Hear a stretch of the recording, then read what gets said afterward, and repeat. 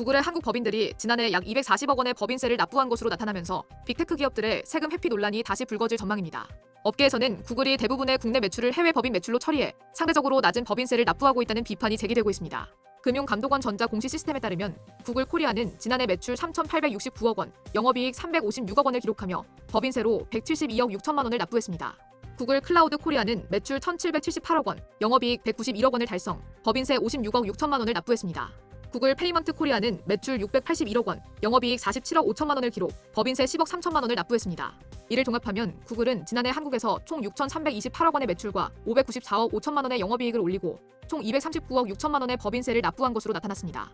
그러나 일각에서는 구글이 여전히 한국 매출의 상당 부분을 구글 아시아 태평양 지역본부에 귀속시키는 방식으로 매출을 축소하고 법인세를 회피하고 있다는 지적이 나옵니다. 구글 코리아는 구글 아태본부로부터 광고 게재 공간을 제공받아 국내 광고주에게 재판매하고 그에 따른 경비와 수수료를 제외한 대부분의 매출을 아태본부로 송금하는 방식으로 운영되고 있습니다.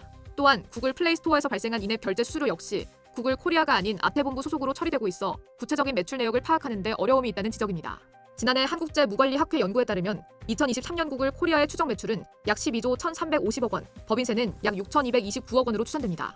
이는 구글 코리아가 실제 납부한 법인세 155억 원의 약 40배에 달하는 금액입니다. 전문가들은 지난해에도 2023년과 비슷한 수준의 매출을 올렸을 것으로 예상하고 있습니다. 메타와 넷플릭스를 포함한 다른 미국 빅테크 기업들도 유사한 방식으로 세금 회피 논란에 직면해 있습니다. 특히 넷플릭스의 국내 법인인 넷플릭스 서비스 코리아는 축적된 이익 잉여금을 중간 배당 형태로 본사에 지급하고 있습니다. 지난 2023년 280억 원, 2024년에는 95억 원을 배당금으로 지급한 결과 세금 부담이 크게 줄어들었습니다. 실제로 지난해 한국에 납부한 법인세는 39억 원에 불과했습니다. 반면 네이버와 카카오 등 국내 IT 기업들은 경쟁사인 빅테크보다 적은 매출 규모에도 높은 법인세를 납부하고 있는 것으로 나타났습니다. 네이버는 지난해 3,902억 원의 법인세를 납부했으며 같은 해 네이버의 총 매출은 10조 7,377억 원, 영업이익은 1조 9,793억 원을 기록했습니다. 카카오는 지난해 법인세로 1,590억 원을 납부했으며 매출은 7조 8,738억 원, 영업이익은 4,915억 원이었습니다. 이 같은 법인세 역차별 논란에 대해서 정치권에서도 큰 관심을 가지고 지켜보고 있습니다.